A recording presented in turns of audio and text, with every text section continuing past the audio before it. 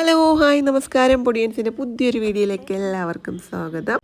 രാവിലെ എണീറ്റ് വീട്ടിലെ പണികളെല്ലാം തീർത്തു. ചേട്ടൻ്റെ പണിക്ക് പറഞ്ഞു വെച്ചു, മക്കളെ പണിക്ക് പറഞ്ഞു സോറി മക്കളെ സ്കൂളിൽ പറഞ്ഞു വെച്ചു. രാവിലത്തെ ഏകദേശമുള്ള പണികളൊക്കെ കഴിഞ്ഞതിന് ശേഷം ഞാൻ ടെറസിൻ്റെ മുകളിൽ കയറി. അവിടെ നമ്മുടെ കോവയ്ക്ക കുറേ ദിവസമായി കോവയ്ക്ക പറിച്ചിട്ട്, അങ്ങനെ കോവയ്ക്ക പറിക്കാനായിട്ട് വന്നു. അപ്പോൾ കുറേ കോവയ്ക്ക പഴുത്ത് തറയിൽ വീണ് തറയൊക്കെ മോശമായി കിടക്കുന്നു. കുറേ പഴുത്ത് ഒരുപാട് കോവയ്ക്ക നിൽക്കുന്നുണ്ടായിരുന്നു കേട്ടോ. അങ്ങനെ ഓരോ കോവയ്ക്കായിട്ട് പറിച്ചു ഞാൻ പാത്രത്തിൽ നിറച്ചു. അതിൻ്റെ ഇടയ്ക്ക് നല്ല തളിര് കോവയ്ക്ക ഉണ്ടല്ലോ, പിഞ്ച് പിടിച്ച് വരുന്ന ആ കോവയ്ക്ക കുറേ പറിച്ച് തിന്നു. കുറേ തിന്ന് പല്ലിൻ്റെ ഇടയിലൊക്കെ കറയൊക്കെ പിടിച്ചു. ആകെ പണി പെട്ട് ഞാൻ.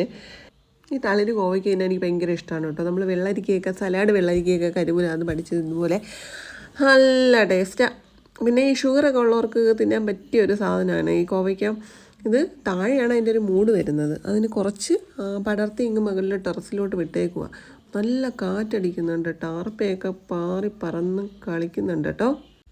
പിന്നെ ഇതിൻ്റെ ഇടയ്ക്ക് പഴുത്ത് നിൽക്കുന്ന കോവയ്ക്ക നിങ്ങൾ കണ്ടല്ലോ. ആ കോവയ്ക്ക ഒന്നും ഞാൻ വെറുതെ വിട്ടില്ല കേട്ടോ. അതെല്ലാം ഒടിച്ച് ഒന്ന് പിതുക്കി കളിച്ചു. കാരണം നല്ല രസമുണ്ട് അത് പിതുക്കി കളിക്കാൻ. അപ്പം ഞാൻ കൊണ്ടുപോയ പാത്രം ഫുള്ളും നിറഞ്ഞ് കിട്ടിയിട്ടുണ്ട്. ഇത് നമുക്കിനി നേരെ അടുക്കളയിൽ പോയിട്ട് ഇത് ചെറിയൊരു തോരൻ വയ്ക്കാം. ഇന്ന് തോരൻ വയ്ക്കാം. ഇതൊന്നിപ്പോൾ 2-3 ദിവസത്തേക്ക് വരും കേട്ടോ. നമ്മൾ 4 പേരേ ഉള്ളൂ. നമുക്ക് 4 പേർക്കും 2-3 ദിവസത്തേക്ക് എന്തായാലും കോവയ്ക്ക വീഴ്ക്കും, കോവയ്ക്ക തോരനും ഒക്കെ ആയിരിക്കും. ഈ കോവയ്ക്ക അച്ചാറിട്ട് കഴിച്ചിട്ടുണ്ടോ? സൂപ്പറാണ് കേട്ടോ അച്ചാറിട്ട് കഴിക്കാൻ. ഞാനൊരു ദിവസം കോവയ്ക്ക അച്ചാറിടുന്ന വീഡിയോ ചെയ്യുന്നതാണേ. അപ്പോൾ ഇന്ന് കുറച്ച് നമ്മൾ ആവശ്യത്തിനുള്ള തോരൻ വയ്ക്കാനുള്ള കുറച്ച് കോവയ്ക്ക എടുത്തിട്ടുണ്ട്. ബാക്കി കോവയ്ക്ക ഫ്രിഡ്ജിലാക്കിയിട്ട് ഇന്നത്തേക്കുള്ള തോരൻ വയ്ക്കാനുള്ളത് വൃത്തിയാക്കി നമുക്ക് നന്നായിട്ട് അരിഞ്ഞെടുക്കാം. ഈ കോവയ്ക്ക് അരിയാൻ ഭയങ്കര പാടാണ്. നമുക്ക് വേറെ എന്തെങ്കിലും തോരനോ വല്ല ബീട്രൂട്ടോ ക്യാരറ്റോ ബീൻസോ അങ്ങനെ എന്തെങ്കിലും ഒക്കെ ആണെങ്കിൽ ഞാനിവിടെ ചോപ്പറിലിട്ട് അടിച്ചെടുക്കും. പക്ഷേ ഈ കോവയ്ക്ക ആയതുകൊണ്ട് തന്നെ നല്ല ബുദ്ധിമുട്ടുണ്ട്. അങ്ങനെ കോവയ്ക്കയോടുള്ള മൽപ്പിടുത്തമൊക്കെ കഴിഞ്ഞ് ഞാൻ ഒരുവിധം നന്നായിട്ട് അരിഞ്ഞെടുത്തിട്ടുണ്ട്. അരിഞ്ഞുകൊണ്ട് നിന്നപ്പോൾ തന്നെ കുറേ പഴുത്ത കോവയ്ക്ക ഉണ്ടായിരുന്നു. അതൊക്കെ മുറിച്ച് മാറ്റി നമുക്ക് ആവശ്യത്തിനുള്ള മാത്രം എടുത്ത് അരിഞ്ഞെടുത്തിട്ടുണ്ട്. അതിൻ്റെ ഇടയ്ക്ക് എനിക്ക് നല്ല കൈ കഴപ്പുണ്ടായിരുന്നേ. നിങ്ങൾക്കൊക്കെ ഉണ്ടോ? കുറേ നേരം കൈയൊക്കെ തടവി പിടിച്ച് ഇടയ്ക്കിടയ്ക്ക് കൈ തടവും വീണ്ടും അരിയും. അങ്ങനെ അവസാനം നമ്മളിതെല്ലാം അരിഞ്ഞ് ഇനി നമുക്ക് പാചകത്തിലേക്ക് കിടക്കാം. സാധാരണ തോരൻ വയ്ക്കുമ്പോൾ തന്നെ ഇതിൽ വേറെ കൂടുതൽ പറയാനൊന്നുമില്ല. അടുപ്പത്ത് ചീനിച്ചട്ടി വെച്ച് എണ്ണ ഒഴിച്ച് കടുകിട്ട് അത് ചൂടാവുമ്പോൾ വറ്റൽ മുളകും കറിവേപ്പിലയും ഒക്കെ ഇട്ട് ഈ നമ്മൾ അരിഞ്ഞു വെച്ചേക്കുന്ന കോവയ്ക്ക് അതിലേക്ക് തട്ടുക.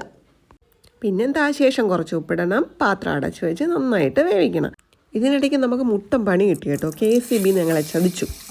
രാവിലെ ഇന്ന് കറണ്ട് കട്ടുണ്ടായിരുന്നു. മെസ്സേജ് വന്നാൽ ഞാൻ കണ്ടില്ലായിരുന്നു.